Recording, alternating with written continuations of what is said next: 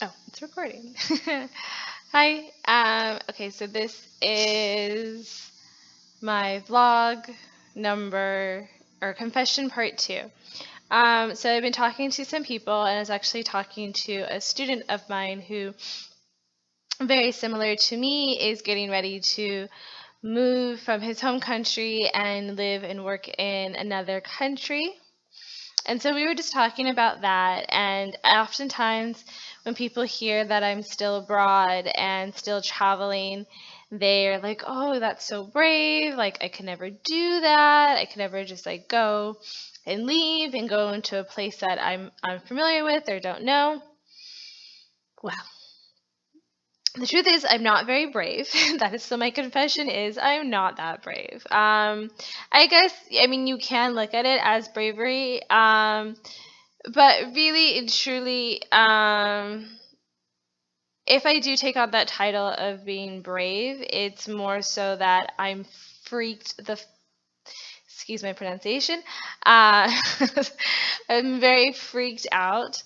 Um, but I do it anyway. I think courage, there's a quote that says that courage isn't the absence of fear, but it's knowing the fear and feeling it and going forward anyways. And remember, there is a quote that I still remember, and it says, feel the fear and do it anyways. So that's what I'm doing every single day of my life. And you have to really, fear is a very interesting thing because I think fear initially is there to help us, to warn us, like if something's dangerous or, if something is potentially harmful. So it's hard to kind of sometimes distinguish between like actual fear and what you're just like nervous about or what you're scared of happening. But I started talking because I wanted to communicate to everyone that bravery looks different in many different ways. And I think that's what I told someone. I was like, everyone's brave in their own way. I am brave for living in a different country. Other people are brave for going and speaking in public. Other people are brave for risking their lives for other people, for traveling, for, I don't know.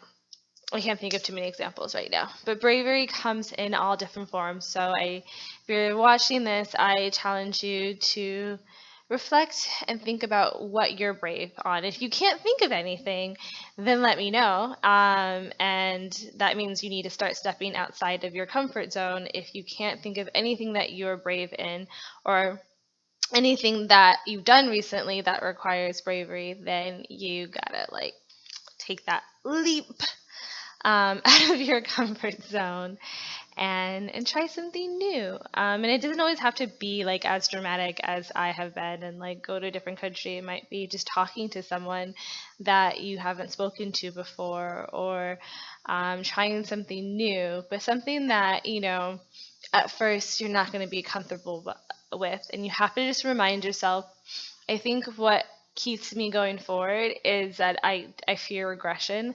Like I never want to like regress back to where I was. Not that where I was a bad place, but I always just want to go forward. So when I think about not regressing, and I think about what I really want, and the things that I'm after, and reminding myself that I'm worthy of all those things that I seek, and I don't have to settle. Yeah, I think that people just get complacent and they get content. They're like, oh, things are good.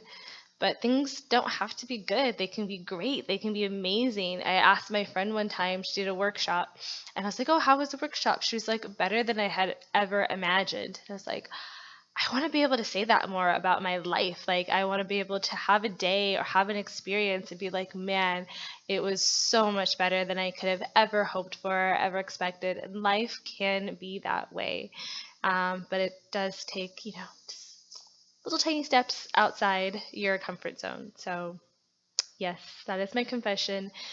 I'm not always brave. Put me in a room with a spider, and you'll really see how brave I am. Anyways, that's all for now.